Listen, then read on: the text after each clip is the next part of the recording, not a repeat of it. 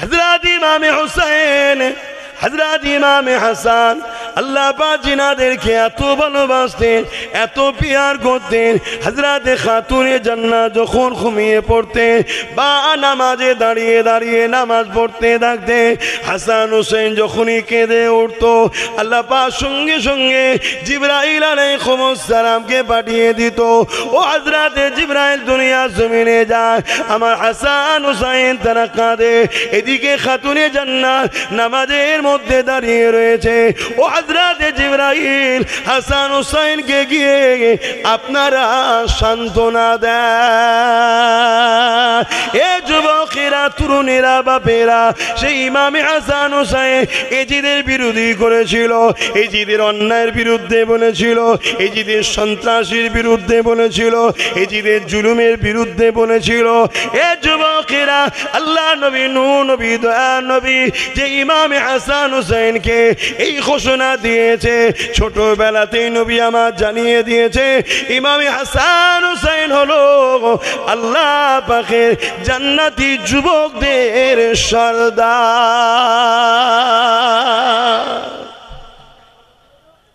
ইমাম হাসান হোসেন জান্নাতি যুবকদের সর্দার। জান্নাতে কোনো বুড়ো যাবে?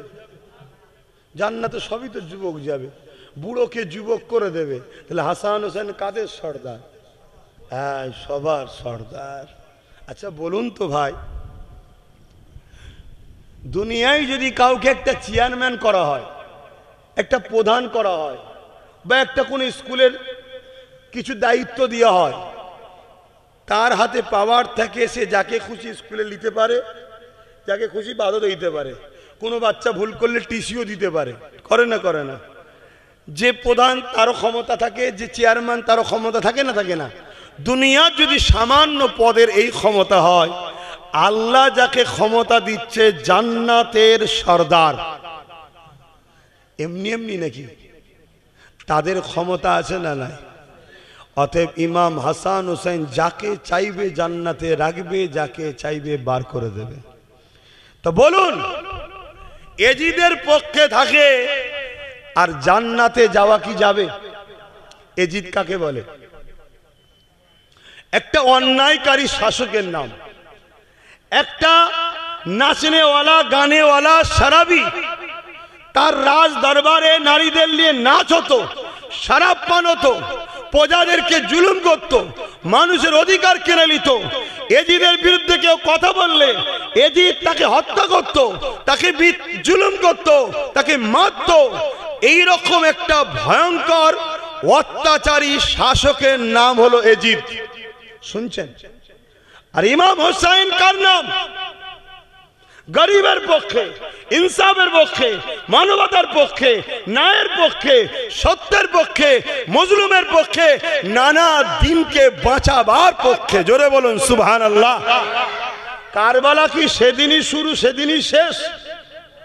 কারবালা আজও হবে, যুগে যুগে কারবালা হচ্ছে, যুগে যুগে হোসাইনিও আছে, এজিদিও আছে। তোমরা কোন দিকে? জোরে বলো।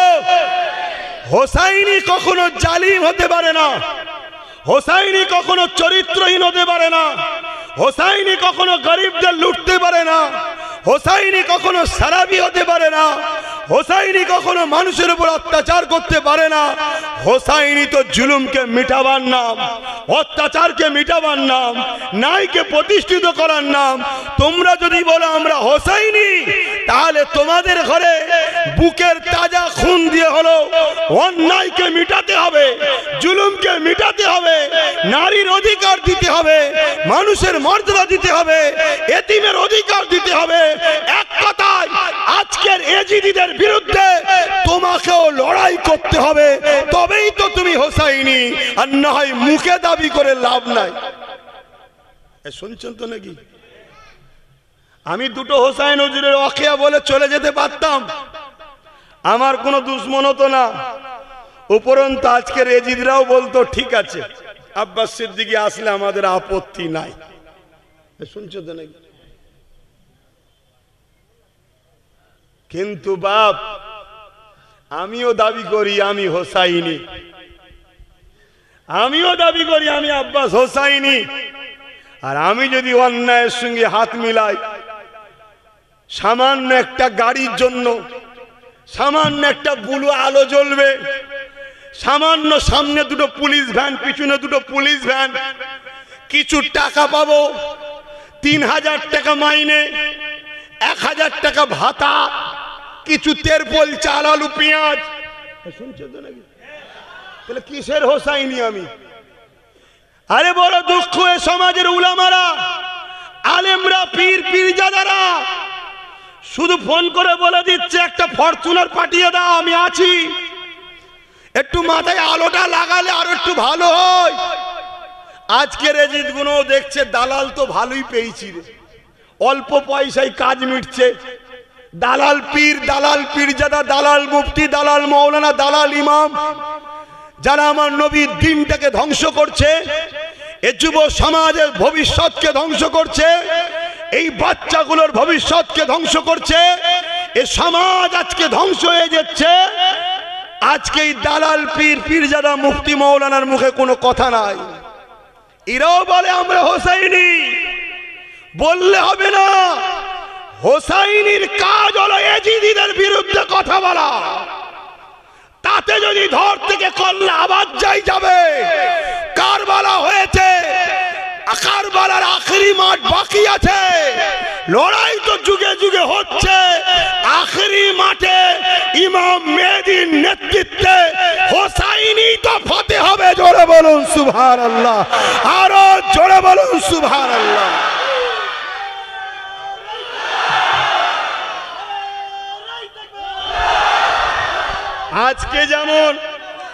আজকে যেমন ইরান আর আমেরিকার অবৈধ সন্তান ইসরায়েলের সঙ্গে লড়াই হচ্ছে, জানেন তো নাকি?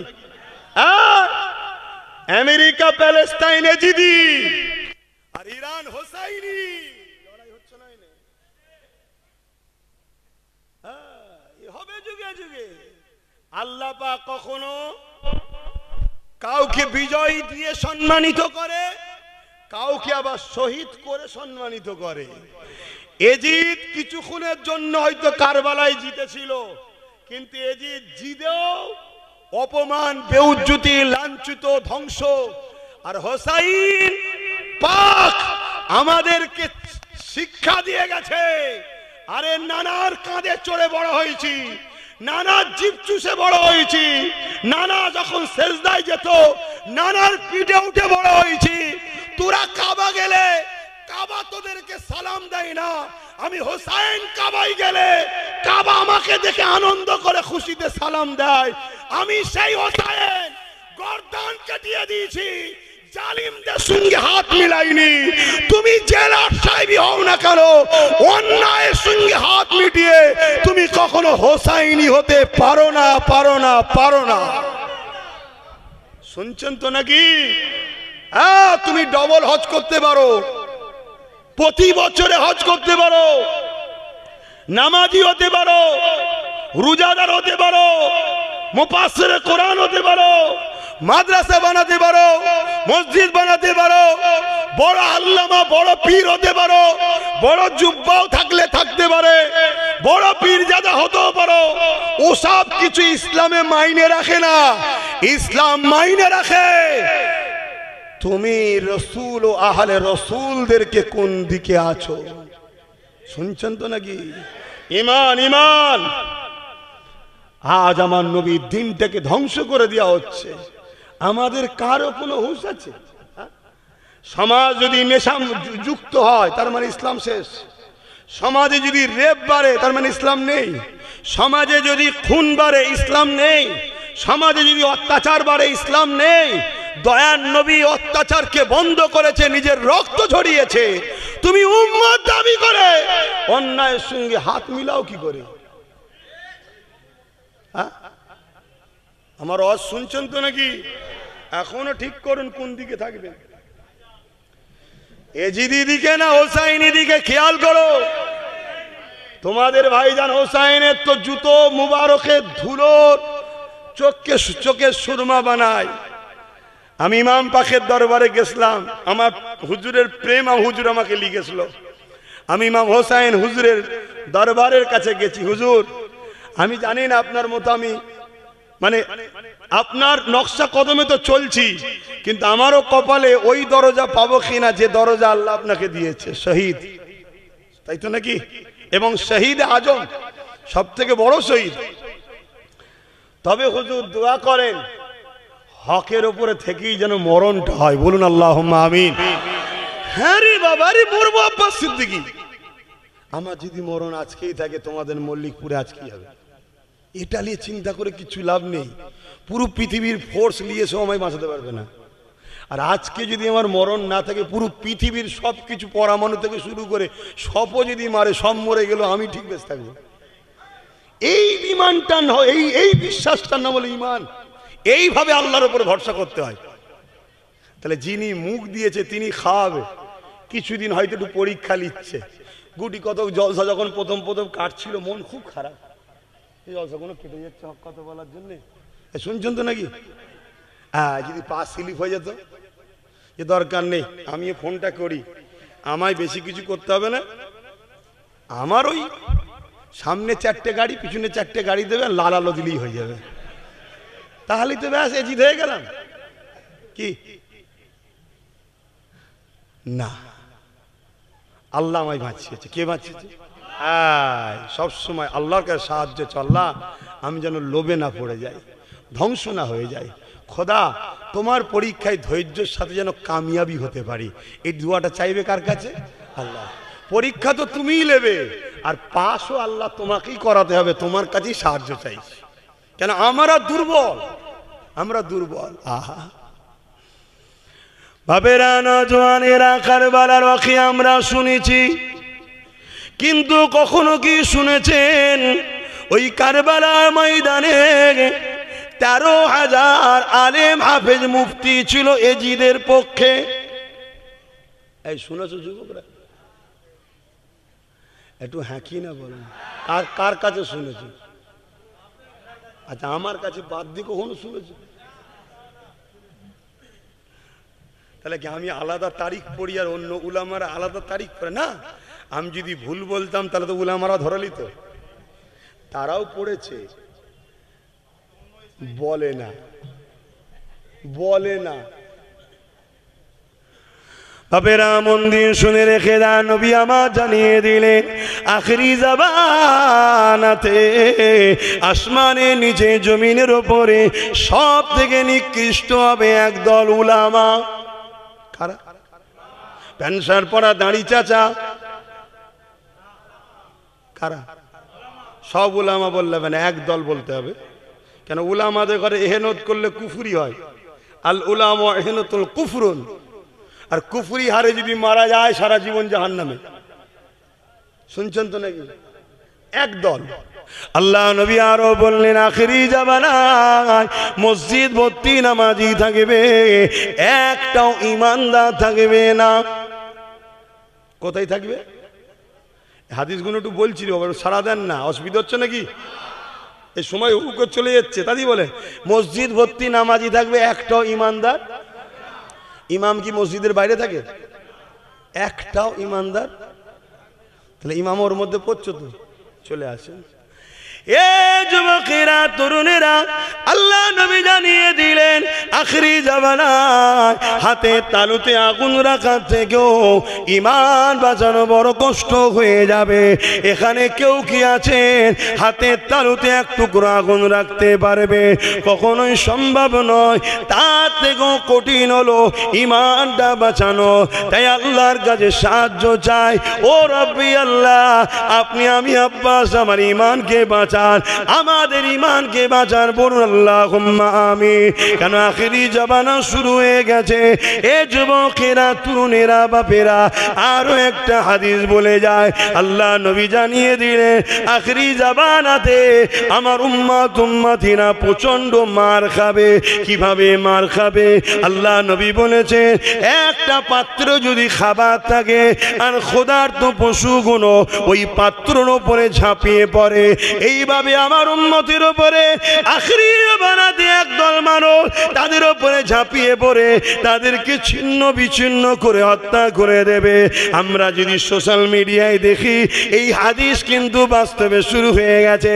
আমার পশ্চিম বাংলাতে বেলগাছিয়াতে গত কয়েক সপ্তাহ আগে মাত্র 3টে মুসলিম যুবক ছেলেরাতে 20-25 জনের ভিড় এমন করে ঝাঁপিয়ে পড়ল, তাদেরকে পিটিয়ে পিটিয়ে রক্তাক্ত করে দিল, কেননা তারা ছিল মুসলমান। এই জন্যে এ যুবকেরা, তরুণেরা, যুবকেরা 4টে হাদিস বললাম। প্রথম নম্বর হাদিস নবী আমার জানিয়ে দিলে আসমানের নিচে জমিনের উপরে সব থেকে নিকৃষ্ট হবে একদল উলামা।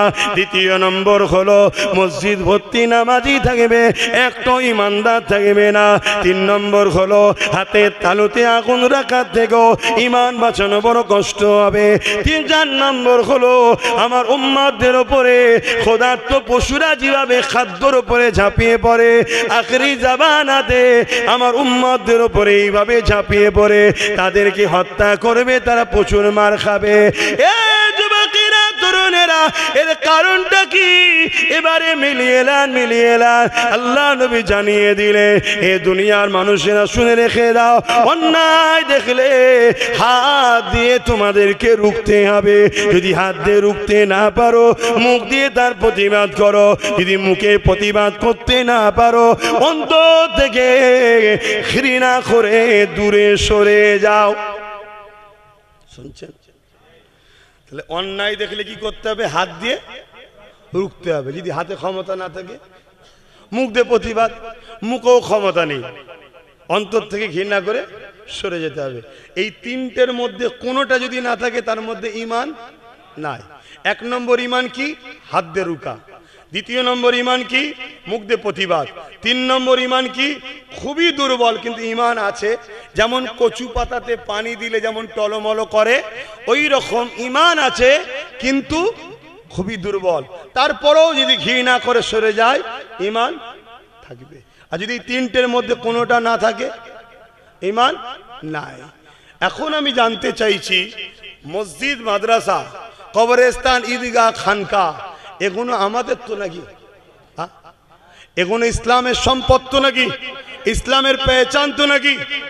আজ যদি কেন্দ্র সরকার ক্ষমতার জোরে আইন তৈরি করে মসজিদ, মাদ্রাসা, কবরস্থান, ঈদগাহ, খানকাকে ভাঙতে চায়, তাহলে ইসলাম অনুযায়ী ঈমানদার তো সে যে কেন্দ্র সরকার এই অন্যায় আইনের বিরুদ্ধে হাত দিয়ে লড়বে।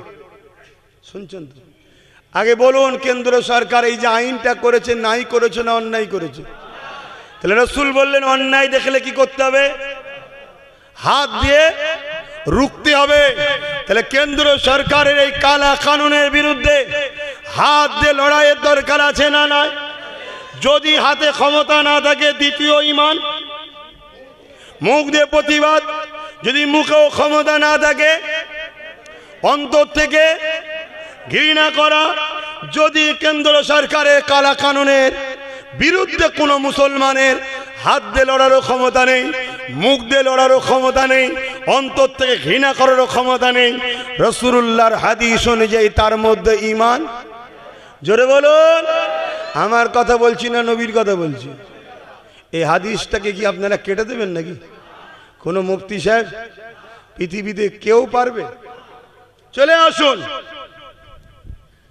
ঠিক তেমনি এই ওয়াকফ কালা কানুনের বিরুদ্ধে আমরা প্রতিবাদ করব, আন্দোলন করব। পশ্চিম বাংলার বুকেও আন্দোলনের দরকার আছে না নাই? যদি আন্দোলন না করি, প্রতিবাদ না করি, তাহলে তো রাসূলের হাদিস অনুযায়ী আমাদের ঈমান থাকবে না। কিন্তু দুঃখের সাথে বলতে হয়, যখনই আন্দোলন হচ্ছিল, ব্যাপক আন্দোলন হচ্ছিল তো নাকি? ব্যাপক আন্দোলন, ওই আন্দোলনকে হাতিয়ার করে কেন্দ্রের বিরুদ্ধে রাজ্যের পক্ষে দালালিটাও অনেকে করছিল, জানেন তো নাকি? কি তারপরেও আন্দোলন হচ্ছিল। সরল পিরান মুসলমান মসজিদকে ভালোবাসে, মাদ্রাসাকে ভালোবাসে, হয়তো হালকা বয়সে নামাজ কাজা করে কিন্তু মসজিদের জন্য জীবন দেবে। হালকা বয়সে হয়তো মাদ্রাসায় পড়তে পারেনি, অন্য লাইনে শিক্ষা অর্জন করেছে, কিন্তু মাদ্রাসার জন্য জীবনও দেবে, আছে না নাই? তারা সবাই আন্দোলনে ভিড় করছিল, ঠিক না বেটি? কিন্তু এই ভিড়টা দেখে একটা সমাজের মধ্যে কিন্তু ভয়ের কারণ হয়েছিল, যারা এ দেশকে মুসলিম মুক্ত করতে চাইছে। মাথায় ঢুকছে? এত মুসলমান যদি বেরিয়ে পড়ে তাহলে তারা সাকসেসফুল হবে না। তাই সঙ্গে সঙ্গে সেই নাগপুর থেকে ফোন চলে এলো আমার রাজ্য সরকারের কাছে। রাজ্য সরকার কি বলল? আন্দোলন বাংলাতে হবে না, দিল্লি চলে যাও। বলেছে না বলেনি? এইটা ঠিক বলেছে না অন্যায় করেছে? রাসূলের হাদিস অনুযায়ী অন্যায়কে কি দিয়ে রুখতে হবে? তাহলে রাজ্য সরকারের এই অন্যায়ের বিরুদ্ধে হাত দিয়ে লড়াইয়ের দরকার আছে না নাই? দ্বিতীয় নম্বর, যদি হাত দিয়ে লড়াই করতে না পারো তার অন্যায়ের বিরুদ্ধে মুখ দিয়ে প্রতিবাদের দরকার আছে না নাই? যদি মুখ দিয়ে প্রতিবাদ করতে না পারো তাহলে ঘৃণা করে রাজ্য সরকারের থেকে দূরে সরে যেতে হবে, ঠিক না বেঠি? যদি এই তিনটের মধ্যে কোনোটা না থাকে, রাসূলুল্লাহর হাদিস অনুযায়ী তার মধ্যে ঈমান, জবান খুলে বলো ঈমান, ঈমান। তাহলে বলুন, এই কেন্দ্র সরকার ও রাজ্য সরকারের এই মসজিদ, মাদ্রাসা, কোরআন, ইসলাম, ওয়াকফ বিরোধী যে চক্রান্ত, এর বিরুদ্ধে কেন্দ্র সরকার ও রাজ্য সরকারের বিরুদ্ধে কারা লড়তে চান একটু হাত তুলে দেখান। এ হাত সত্য ওয়াদা করছেন, আপনারা শপথ করছেন ক্ষমতা থাকলে হাত দিয়ে লড়বো? এই হাত লম্বা করে তোলেন। কেউ যদি হাত না তুলে থাকে পাশের গাদ্দারটাকে দেখেন, দেখেন মুনাফেকটাকে দেখেন, কত বড় মুনাফেক তুই, বেঈমান। হ্যাঁ, মসজিদের পক্ষে তোকে পাওয়া যাবে না, বেঈমান নেত্রীর পক্ষে যাবি? শুনছেন না শোনেন না? বলুন, এই কেন্দ্র সরকারের কালা কানুনের বিরুদ্ধে রাজ্য সরকার যে আমাদেরকে লড়তে দেবে না মসজিদ মাদ্রাসার পক্ষে বলেছে, এই উভয়ের বিরুদ্ধে আমাদের লড়াই চলবে। এই লড়াই করতে গিয়ে জীবন যাই দিতে পারবেন? হাত নামান, অঙ্গীকার যেন মনে থাকে। এদেরকে এত বড় স্পর্ধা দেয় কে?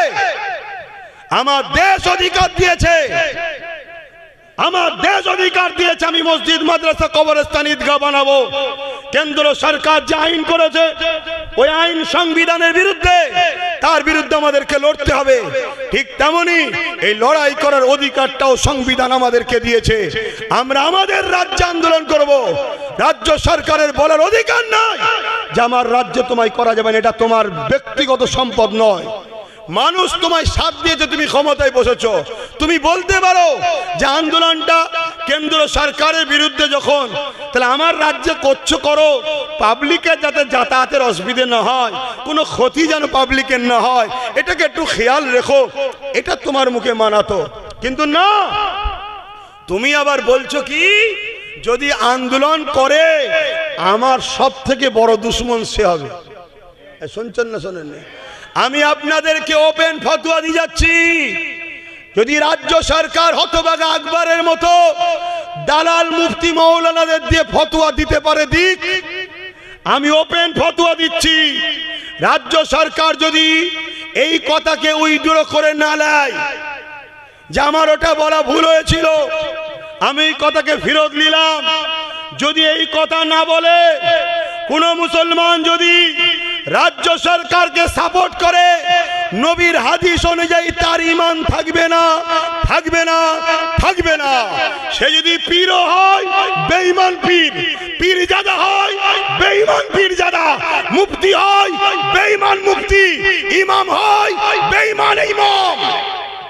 কোন মায়ের লাল থাকো আমার ফতোয়া কাটে দাও। আমার নবীর দিনকে নিয়ে ছেলে খেলা হচ্ছে। হ্যাঁ, তোমার এত বড় স্পর্ধা, আমার মসজিদের জন্য আমি কথা বলতে পারবো না, আমার মাদ্রাসার জন্য কথা বলতে পারবো না, আমার কবরস্থানের জন্য কথা বলতে পারবো না, এই বলার অধিকার আছে না? না, হুঁশ করে কাজ করো মুসলমান, আর না হয় কি হবে শোনো। সূরা বাকারাতে আল্লাহ বলছে, তোমরা আমাকে আর আমার হাবিবকে ভুলে যাদের দিকে তোমরা থাকবে আমি আল্লাহ তাদের দ্বারা তোমাদেরকে মিটাবো। শুনছেন? অলরেডি দেখো না, বিজেপি শাসিত রাজ্যগুলোই মুসলমান মরছে বিজেপির হাতে, আর বাংলাতে মুসলমান মরছে টিএমসির হাতে। পার্থক্য কোথায়? বলো বলো বলো, পার্থক্য কোথায়? আসামে বোলডুজার দিয়ে মাদ্রাসা ভাঙছে বিজেপি, জানেন তো নাকি? আসামে বোলডুজার দিয়ে মাদ্রাসা ভাঙছে বিজেপি। আর আমার রাজ্যে রাজ্য সরকার মাদ্রাসা শিক্ষক বন্ধ করে দিচ্ছে। কেন শিক্ষক বন্ধ করছে? শিক্ষক না থাকলে ছাত্র থাকবে না, ছাত্র না থাকলে মাদ্রাসা বন্ধ। তাহলে ও প্রকাশ্য করছে, এ গোপনে করছে। ও প্রকাশ্য করছে কেন? ওর মুসলমান ভোটের দরকার নেই। ওখানে অমুসলিমদের ঘরে এক করে নিয়েছে বুঝিয়ে, এখানে এখনো অমুসলিমদের ঘরে এক করতে পারেনি। তাই 40% মুসলমানকে দরকার। তাই ঘুমটা দিয়ে আমাদের দরদি দেখিয়ে মাদ্রাসা শিক্ষা বন্ধ করে মাদ্রাসাকে ধ্বংস করছে। আর ভেতরে ভেতরে বিজেপির চাষ চলছে। কিন্তু খুব মাথায় ঢুকাও। আজান দিচ্ছে নাকি? যাক, আজানটা হয়ে যাক। যদি এই সুযোগে কারো অসুবিধা হয় চলে যেতে পারেন আজানের ওসিলায়। কেন আমরা শুনি যে আজানের সময় বালা পালায়। এ ভাই, আমি আমার জন্য কথা বলছি নাকি? আমি তো আল্লাহর ঘরের জন্য কথা বলছি। আল্লাহর ঘরের জন্য যদি কোনো মুসলমান কথা বলতে না দেয়, দেশে কিসের মুসলমান?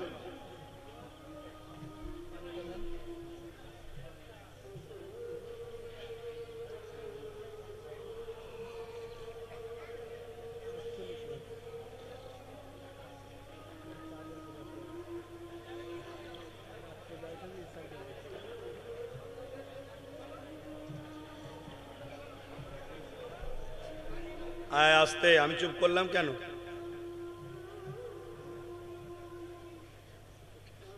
ঠিক আছে, রেডি করে।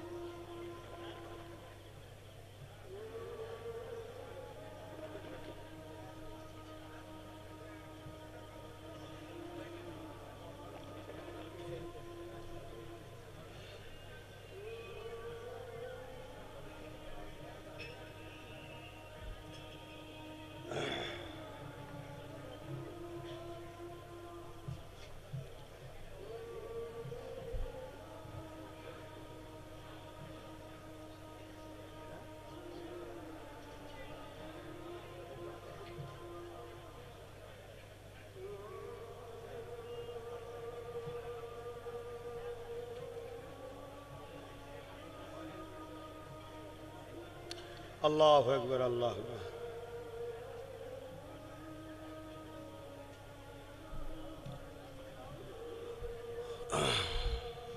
اللهم رب هذه الدعوة التامة والصلاة القائمة آت محمد وسيلة الفضيلة الدرجة الرسول مقام محمد الذي وعدته وارزقنا الشفاعة إنك لا تفلح لا إله إلا الله محمد رسول الله।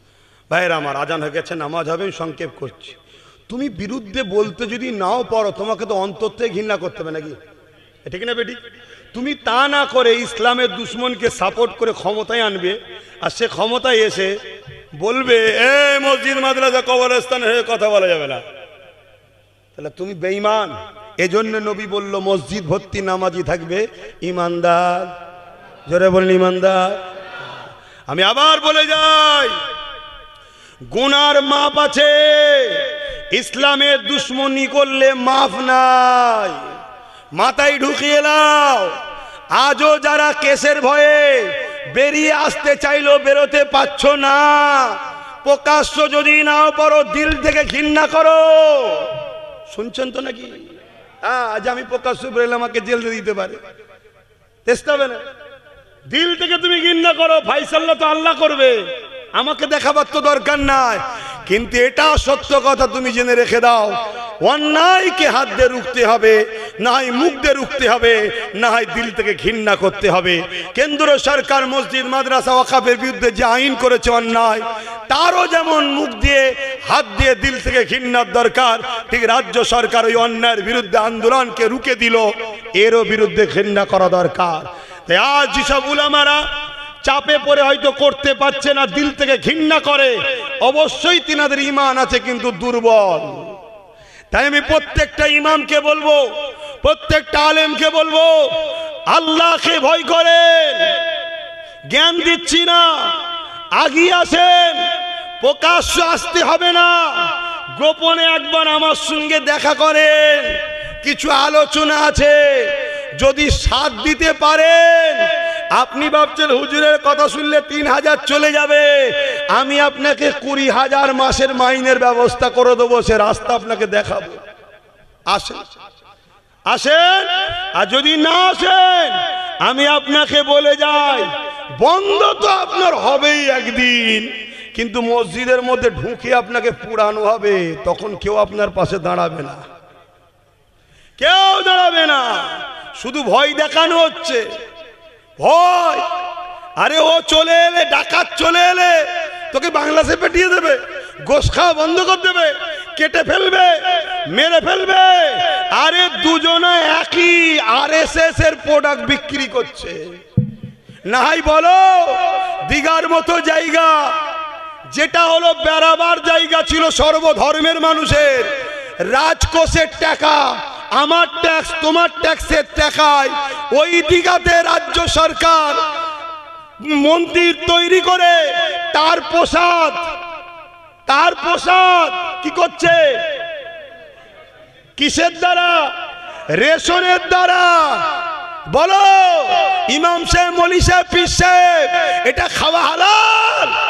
যদি হালাল নয়, মসজিদের বিরুদ্ধে কথা হয় না কেন? জলসাইয়ের বিরুদ্ধে কথা হয় না কেন? যেই সরকার আমাদের ঈমানকে লুটতে চাইছে, কেন? ঈমান থাকলে আমাদেরকে পরাজিত করা সম্ভব নয়, তাই বড় প্ল্যান করে আমাদেরকে বেঈমান বানাতে চাইছে। বলা দরকার আছে না? না এই বলছে কেউ? খুব সাবধান, আখেরি জামানা।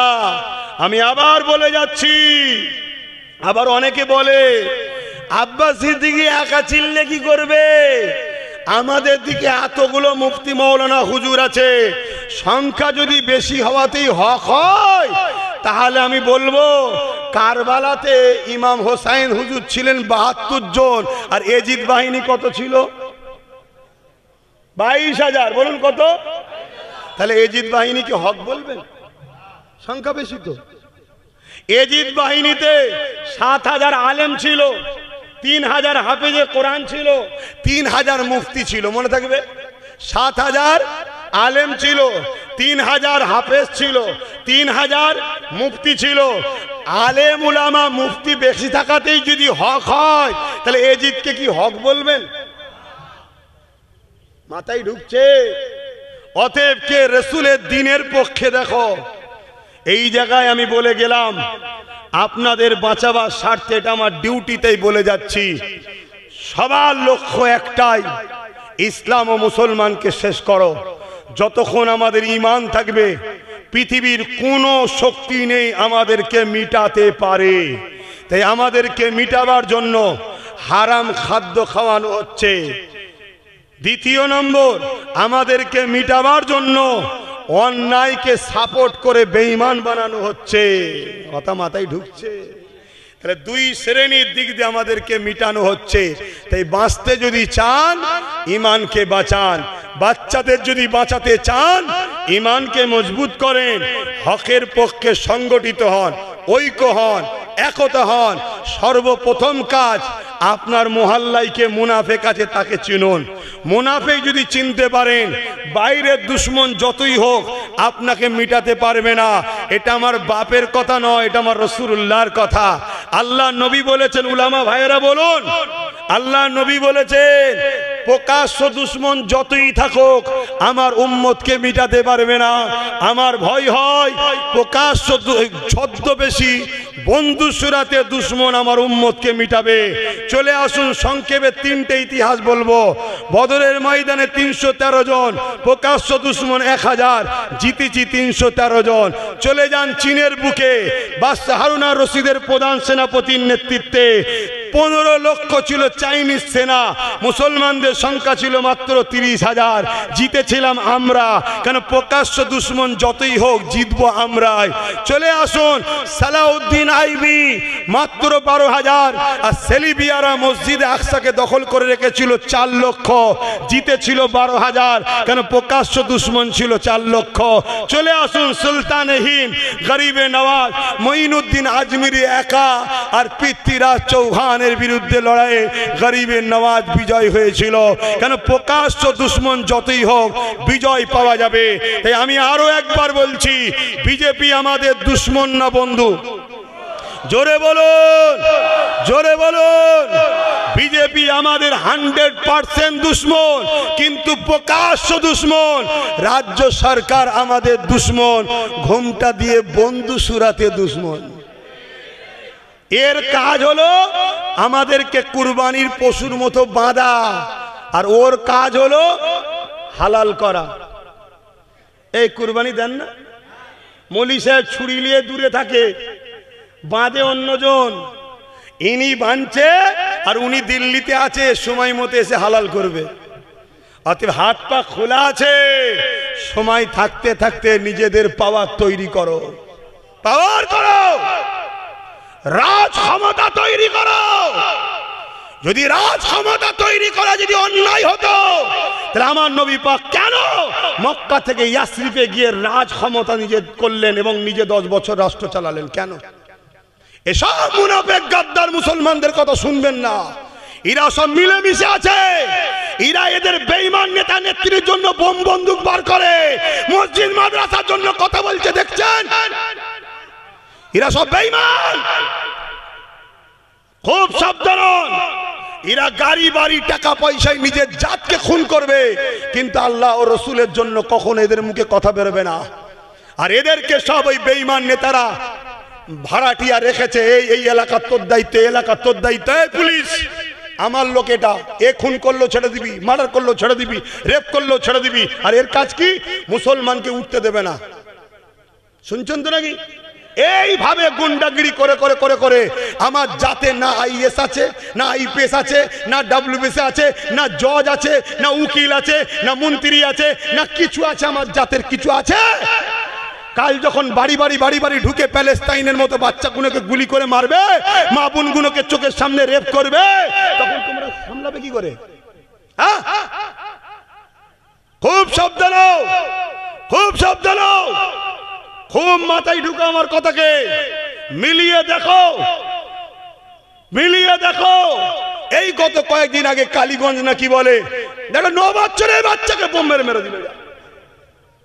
এদের লক্ষ্য মুসলিম দরদি সেজে আস্তে আস্তে ওর জায়গা তৈরি করছে, বুঝছেন তো নাকি? বিজেপির জায়গা তৈরি করছে আর আমাদের ঘরে ভিখারি বানাচ্ছে। এলে ভিক্ষালে, এলে ভিক্ষালে, এলে ভিক্ষালে। আর আজকে আমাদের মাদ্রাসাগুলো শেষ হচ্ছে, মসজিদগুলো শেষ হচ্ছে। দিনের স্বার্থে গুটি কত কথা বললাম, কারো কষ্ট হলো? তাহলে একটা সাক্ষী দিতে হবে, সেই সাক্ষী হলো এটাই, আমি ওয়াকাবের পক্ষে মসজিদ, মাদ্রাসা, ঈদগাহ, খানকা, কবরস্থান বাঁচাবার জন্য। তোমরা পুরাবে নাকি তোমার মা বোনেদেরকে? কবরস্থান থাকবে কোথায়? কেউ বলছে আমি থাকতে হয়, তুই মরে গেলে কি হবে? হ্যাঁ বলছে না, আমি থাকতে হতে দেবো না, তুই মরে গেলে কি হবে? আমি তো মরার সময় হয়ে গেছে, তাহলে কি হবে? শুনছেন না শোনেননি? তিলক তোমার রেপিসদের বাঁচাবার জন্য এক গাদা উকিল দিয়েছে আমাদের ট্যাক্সের পয়সায়। কই ওয়াকাফ কালা কানুনের বিরুদ্ধে একটা হাই জজকে কি বলে সুপ্রিম কোর্টে উকিল দিয়েছে রাজ্য সরকার, কিন্তু আমার ভাইটা গেছে, যাকে অনেক মুসলমান গাল দেয়। শুনছেন তো নাকি? এগুলো চিনতে শেখো, কে আপন কে বন্ধু। এখন একটাই আওয়াজ তোলো, লাল বুঝি না, ব্লু বুঝি না, নীল বুঝি না, কালো বুঝি না, ওয়াকাফ বাঁচাবার স্বার্থে যারা আমাদের সঙ্গে সাথ দিয়ে ভাগিদারির রাজনীতি করবে, তাদের জন্য আমরা সব জায়গায় আছি। ঠিক না বেঠিক? ওয়াকাফকে বাঁচাতে হবে। ওয়াকাফ যদি বাঁচাতে না পারো, নতুন একটা আইন আসছে, ওই আইনটার নাম হচ্ছে ইউনিফর্ম সিভিল কোড, ইউসিসি। সেখানে কি আছে? নামাজ পড়তে পারবে না, কোরআন পড়তে পারবে না, দাড়ি রাখতে পারবে না, হজ করতে পারবে না, রোজা রাখতে পারবে না। এক দেশ, এক আইন, একজন খোদা হবে নমরুদ টাইপের, সে যা বলবে পুরো দেশবাসীকে মানতে হবে। শুনছো? তুমি বলছি এটা কখনো হয়? দুটো এক্ষুনি যদি দুটো লাঠি নিয়ে আসে ব্যাস সব সাইজ। শুনছেন না শোনেননি? আগে থেকে সজাগ হও, আগে থেকে পরিবর্তন হও। এই 1000 টাকার নোট আছে কারো কাছে? যদি কারো কাছে থাকে সে যদি মসজিদে দিতে আসে, মসজিদ কমিটি নেবে? এখন জলসায় যদি দেয় কেউ নেবে? বলে বেরো। যখন ছিল তখন বলেছিলাম দে, তখন 100 টাকা দিতিস, আর এখন ব্যান্ড হয়ে গেছে 1 লাখ টাকার 100 পিস নিয়ে এসছে। তা এখন তোমাদেরকে বলছি নিজের পায়ে দাঁড়াও, নিজের শক্তিশালী হও। আর যদি এখন তুমি না করতে পারো, কাল একদিন তুমি আসবে ভাইজান লেন না, সেদিন তোমার ব্যান্ড হয়ে যাবে, ভোট দিবার অধিকার থাকবে না, তখন কিছু করতে পারবে না। কথা মাথায় ঢুকছো? এখনো সময় আছে। এরপরও বলছি আমরা বাকি যারা রয়েছে তাদের মধ্যে থেকে ওপেন কল দিচ্ছি, যে আমাদেরকে পার্টনারে নেবে বাকি জায়গায় তার হয়ে কাজ করব। ঠিক না বেটি? পার্টনারে নিতে হবে। তোর হয়ে ভিত তৈরি করলাম, তোর হয়ে বিল্ডিং তৈরি করলাম, তোর হয়ে রং করলাম, তোর হয়ে মার্বেল লাগালাম। ঘর তৈরি হওয়ার পর তুই আর তোর ছেলে বউলে ঢুকে গেলি আর আমাদেরকে সব বাইরে। এ চলবে না। ঘর যদি হয় 4 কামরা হোক, 3 কামরা তুইলে তোর সংখ্যা বেশি, 1 কামরা আমাদের থাকবে। এই শর্তে মুসলমান এক হও, এই শর্তে এক হও। আর যেসব মুসলমানগুলো বড় বড় সব মস্তান হয়ে গেছো, আমি তোমাদেরকে বলছি একটু চতুর্দিকে তাকাও। যাদের জন্য লড়ছো তারাই একটা একটা করে সব মস্তান ল্যাং মেরে জেলে ঢুকাচ্ছে, তারাই ঢুকাচ্ছে। ডাইরেক্ট কামড়াইনে ওপর থেকে এসে কামড়াচ্ছে, কিন্তু এখান থেকে ইনফরমেশন দেওয়া হচ্ছে এইটাকে তুলে নেবারে। কেন? বাগান সাজানো হয়ে যাচ্ছে, বাগান সাজানো হয়ে যাচ্ছে। এই শক্তিটা থাকলে ভয় হচ্ছে বাগান না আবার কেটে দেয়, তাই তুলে দিচ্ছে তোমায়। অতএব আল্লাহ দিয়েছে, যা ভুল করেছো করেছো, তওবা তিল্লাহ করে পরিবর্তন হও। আর যদি পরিবর্তন কপালে না থাকে, আল্লাহর কাছে দোয়া করি যেসব মুসলমান সেজে ইসলামের দুশমনদের সঙ্গে দালালি করছে, আল্লাহ তুমি তাদেরকে ক্যান্সারের মতো রোগ দিয়ে মেরে দাও। বলুন আল্লাহুম্মা আমিন। আরো জোরে বলুন না আল্লাহুম্মা আমিন। এই 2 নম্বর থাকার থেকে মরে যাওয়া ভালো। কথা শেষ। এখন দোয়া চাইবো, সালাম পড়বো তো নাকি? আপনাদের অসুবিধা হচ্ছে? দোয়া করবো না বাদ দেবো? হ্যাঁ, দোয়া তো অনেক কিছু চাওয়ার আছে রে বাবা, অনেকের পক্ষে আছে, বিরুদ্ধে আছে। দোয়া তো আল্লাহর কাছে বলবো না? আমাদের আল্লাহ ছাড়া কি আছে? আমাদের আল্লাহ ছাড়া কি আছে? আমরা তো সব আল্লাহকেই বলবো নাকি? আসুন সালাম দিয়ে নি। ইয়া নবী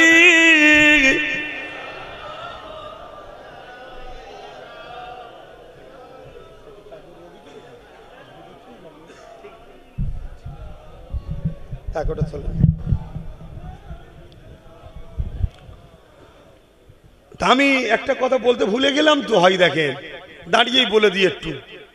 ওয়াকাফের জন্য, দেশের জন্য, সংবিধান বাঁচাবার জন্য, প্রত্যেক ধর্মের মানুষের অধিকার বাঁচাবার জন্য আমি যদি বিড়ি কেটে ডাকি, আপনারা গাঁটের পয়সা খরচ করে আমার ডাকে সাড়া দিতে পারবেন? সত্যি কথা বলবেন, 2 নম্বর হাত তুলবেন না। কারা পারবেন হাত লম্বা করে তোলেন। সত্যি বলছেন? সত্যি বলছেন? হাত নাবান। কেন? বিড়ি কেটে সবাই প্রোগ্রাম করে, বামও করে, কংগ্রেস করে, বিজেপি করে, টিএমসি করে। আর আমার উলামা ভাইয়েরা নাকি করতে গেছিল, করতে দেয়নি। তো পরে তারা আর কেন করলো না সেটা তিনারা ভালো জানবে, আমি জানি না। তবে তিনাদেরকেও বলবো, ভয় খান না, আন্দোলনে নামেন। ওয়াকাবলে আমি এখনো আন্দোলন করছি, জানেন তো? এই তো আজকেও তো 2-5 মিনিট হলেও বললাম। প্রতিটা ইমামের উচিত 1 লাইন হলেও মসজিদে বলা, হ্যাঁ ওয়াকাবকে ভুলে যেও না, এইটুকু হলেও বলা। আর আলেম উলামাদের মাইকে 5 মিনিট হলেও বলা দরকার, যারা ওয়াকাব আইন করেছে তারাও আমাদের দুশমন, যারা ওয়াকাব আইনের বিরুদ্ধে লড়তে দিচ্ছে না তারাও আমাদের দুশমন। গাল দেবো বিজেপিকে, ইনি বলছে দিবি না। তাহলে কি পিরিত বুঝতে পারছেন? কত মহব্বত বুঝতে পারছেন না? হ্যাঁ, হক কথা ফক করে বেরিয়ে যায়। তো যাই হোক, কে কি করবে জানি না, আমি লড়ছি। আল্লাহর বান্দা, আল্লাহর দাস, নবীর গোলাম। আমার সাথে বিড়ি কেটে যদি ডাক দিই, আপনাদেরকে পাওয়া যাবে তো নাকি? ঠিক কথা বলছেন। আমি হাত তুলে সাক্ষী নিচ্ছি, হাত লম্বা করে তোলেন। আমি কি আপনাদের জোর করলাম? জোর করলাম? আমি এইভাবে হাত সব জায়গায় তুলে তুলে দেখছি। আমার টার্গেট 25 থেকে 30 লক্ষ লোক যেন হয়, যেটা ব্রিকেটে কখনো হয়নি, আর ইনশাল্লাহ আগামী তো হবে না। বলুন ইনশাল্লাহ। হ্যাঁ, সেই জন্য চেষ্টা করছি। কি হবে? যাবেন তো? আমি যে জায়গায় গেছি, হাত তুলে যা দেখেছি, যারা সাপোর্ট হাত তুলছে, যদি সত্য হয় আমার ধারণার বাইরে আল্লাহ নিয়ে যাবে। বলুন ইনশাল্লাহ। ওয়াকাফের জন্য আমাদেরকে লড়তেই হবে। মনে রাখবেন, বাংলা এমন একটা রাজ্য, ভারতের কোহিনূর, এখানে যদি আন্দোলন বাড়ে এর প্রভাবটা দিল্লিতে গিয়ে পড়ে। শুনছেন? অনেকে বলবে কেস চলছে তো। আরে কেস তো বাবরি মসজিদেরও চলছিল, ঘুমিয়ে পড়ার জন্য তো রায় ভুল হয়ে গেল। হ্যাঁ, তাহলে আন্দোলন জারি রাখতেই হবে। যত মাথার ভিড় বাড়বে আন্দোলনের প্রভাব বাড়বে। তা মসজিদ মাদ্রাসার জন্য কি পাওয়া যাবে না আপনাদের? আজকে ব্রিকেটে লক্ষ কণ্ঠের গীতা পাঠ হলো। দেশ সবার, রাজ্য সভা সবাই করতে পারে, আপত্তি আমার নাই। তাহলে আমরা পাবো না কেন? কি আমার ওই ভাইয়েরা কেন পাইনে জানি না। কেউ সাপ হয়ে কেমড়েছে, উজা হয়ে ঝেড়েছে কি আমি তাও জানি না। কেন গোপন কথা বলা যায় না। তবে আমি ইনশাল্লাহ করব, আর আপনাদের আশা করব কেউ যেন বাদ না যায়। একটা 5 লক্ষ লোক আন্দোলন গুরুত্ব ঠিক হবে না। 25-30 লক্ষ লোক হলে এই চাপ কিন্তু দিল্লিতে পড়ে যাবে। শুনছেন না? শোনেন না? আবহাওয়া খারাপ হয়ে যাবে। যে কটা আছে বাংলায় ও কটাও শেষ হয়ে যাবে। শুনছেন তো নাকি? হ্যাঁ, শেষ করা দরকার আছে না? নাই, ওরা আছে বলেই তো ইনার উপকার হচ্ছে, শুধু ওদেরকে দেখাচ্ছে। ছেলে ধরা বোঝেন? ছেলে ধরা, ছোটবেলায় বাচ্চা যেই মায়ের কোল থেকে নেমে যায়, মা কি বলে? যাসনি, ছেলে ধরা আছে। অনেকে আবার বলে হুমবুড়ি আছে, হুমবুড়ি। কি বলে না? বলে না? বাচ্চা তাও শোনে না, নেমে যায়। তখন আর একজন থলে বা কিছু কাপড় জড়িয়ে এসে বাচ্চাকে ভয় দেখে। বাচ্চা ভয়ে চিৎকার দিয়েছে, মায়ের কোলে উঠে যায়। তাই তো নাকি? যে ভয় দেখালো সে আর মায়ের মধ্যে দুশ্মনী না সেটিং? জোরে বলুন। অতএব আমরা হলাম বাচ্চা। ইনার কোল থেকে যখনই নামতে চাই, অমনি উত্তরপ্রদেশ থেকে, দিল্লি থেকে হুমবুড়ি আসে, এসে বলে দিল্লি থেকে এসে বলে গোশ খাওয়া বন্ধ করে দেবো, বাংলাদেশে পাঠিয়ে দেবো। আমরা ভয়ে আবার মায়ের কোলে উঠে পড়ি। শুনছেন তো নাকি? এসব সেটিং না সেটিং নয়। মাথায় ঢুকাও, এ থেকে বেরো। আর না একটা দিন উপায় থাকবে না। সময় থাকতে থাকতে প্রস্তুত নিতে হয়। ঠিক তো নাকি? আমরা সেই ফড়িং এর গল্প শুনেছিলাম না? বর্ষা আসার আগে পিপিলিকা তার খাদ্য জড়ো করেছিল, আর ফড়িং ইডাল উডাল ঘুরে বেড়াচ্ছিল। লাস্টে ফড়িং দেখছে পুরো গাছপাতা সব শেষ, লাস্টে অজ্ঞান হয়ে পড়ে আছে। তাহলে আগে থেকে প্রস্তুত নিতে হয় না? হয় না? জীবনে কোনোদিন দেখেছেন পাখি ডাল ভেঙে পড়ে গেছে? পাখি পাখি কেন পড়ে না? ডালার পাখির ভরসা ডালের ওপরে নয়, পাখির ভরসা নিজের ডানার ওপরে, তাই সে জীবনে পড়ে না। তাহলে আমরা যদি নিজেদের উপরে ভরসা রাখি যে আমাদের ভরসা আমাদের, তাতে 50 থাক 70 থাক যাই থাক, আমাদের থাকবে, তোর থাকবে, চলে আয়, 3টে পা তোর, একটা পা আমার, লাগা বস। যদি আমার কথা 21-এ মেনে নিতে, তাহলে আজকে বলতে পারতো দিল্লি যা। ধরো এই চেয়ারের 4টে পা তো, ধরুন যিনি বসে আছে ইনিই বসে আছে, কিন্তু 3টে ওনার, একটা আমাদের। ওই চেয়ারে বসে বলতে পারতো দিল্লি যা। কেন? পা খুলে নিতাম, সরকার পড়ে যেত। মাথায় ঢুকাও যুবক, মাথায় ঢুকাও। খুব ভয়ানক পরিস্থিতি আসছে, খুব সাবধান হও।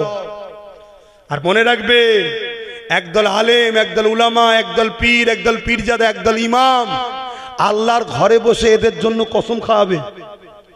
শুনছেন না? শোনেননি? যারা খোদার ঘরকে বেঈমান জালিমদের জন্য ব্যবহার করে, ওদেরকে মুনাফেক বেঈমান ছাড়া অন্য কিছু চিনবেন না। আমি বলে গেলাম। কেন? হতভাগা আকবর দ্বীনে ইলাহি বলে একটা কিতাব লিখেছিল।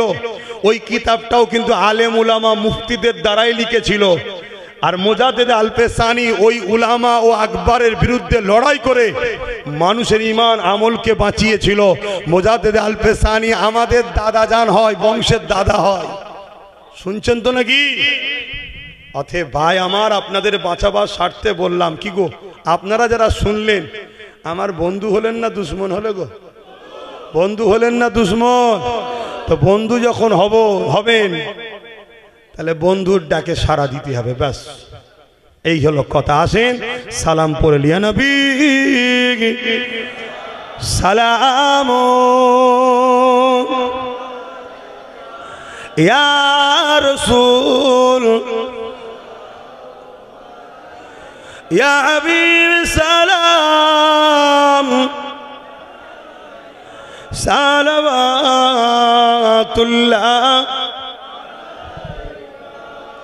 কঠিন হাসরের দিনে কি আছে মোদের কপালে,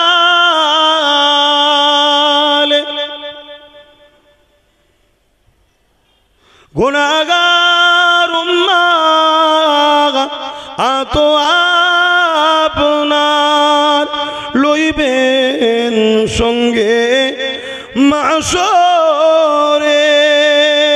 নবী সালাম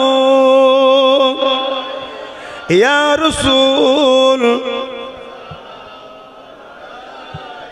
ইয়া হাবিব।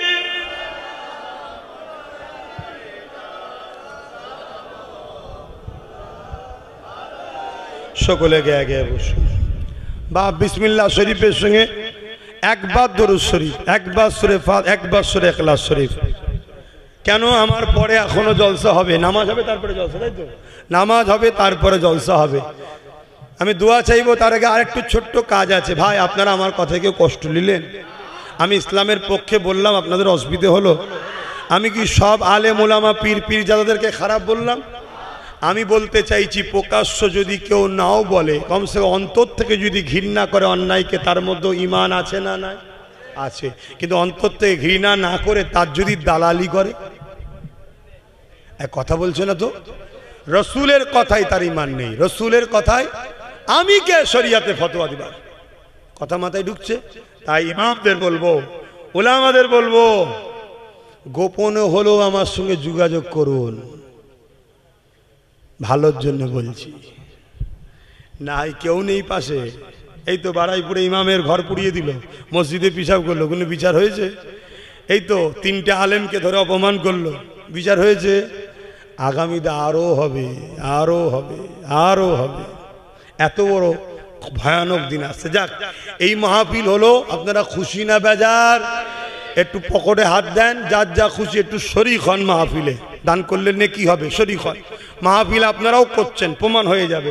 ছেলেরা যাচ্ছে, যার যা খুশি দেন, যার যা খুশি দেন। আচ্ছা আমি যাব দুয়াবাদ, আমি যাব, আমাকে আগে যেতে দেবেন কেন? আমি অনেক দূর যাব, আপনারা ঘর আশপাশে, এবং মাহফিল তো হবে আবার। কথা বুঝে আসছে? আমাদের হযরত মাওলানা মোহাম্মদ মশিউর রহমান সাহেব আলহাজ, তিনিও আলোচনা করবেন, এবং ফুরফুরা শরীফ থেকে আমাদের ইসাক ভাই তিনিও আসবেন, তাই তো নাকি? হ্যাঁ, আরো উলামা হাজুররা আছেন, আলোচনা করবেন, সকলে শুনবেন। আমাদের ভাই এখন আজ করবে, নামাজ হবে কখন? আচ্ছা তাই বলো, নামাজের পর মৌলানা সাহেব আছে, তিনি আলোচনা করবেন। কথা বুঝে আসছে?